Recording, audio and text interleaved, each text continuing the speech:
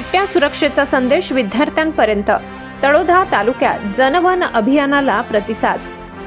तळोदा तालुक्यातील दलेलपूर येथील जिल्हा परिषद प्राथमिक शाळेत जन वन सुरक्षा जनजागृती अभियान संपन्न झाले। वाढत्या वन्यप्राणी आणि मानव संघर्षाच्या पार्श्वभूमीवर मेवासी वन विभागामार्फत हा उपक्रम हाती घेण्यात आलाय। या कार्यक्रमाला शाळेच्या मुख्याध्यापक श्रीमती वंदना सोहोनी अध्यक्षस्थानी होत्या।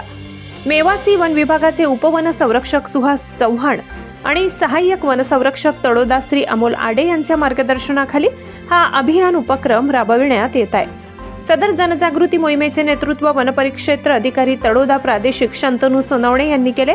यावेळी वनपाल राजविहीर गिरधर पावरा, वनरक्षक एन डोंगरे, आशुतोष पावरा, अमरसिंग वसावे तसेच शाळेतील शिक्षक रणधीर भामरे, शालिनी शिंदे, निलिमा बोरसे, ऋत्विका वाघ, नितीन महाजन आणि अजय वडवी उपस्थित होते।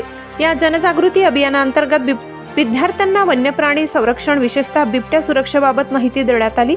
शिवाय दलेलपूर आणि धवली विहीर परिसरातील शेतशिवारातील ऊसतोड कामगारांनाही वन्य प्राण्यांपासून सुरक्षित राहण्याचे मार्गदर्शन करण्यात आले।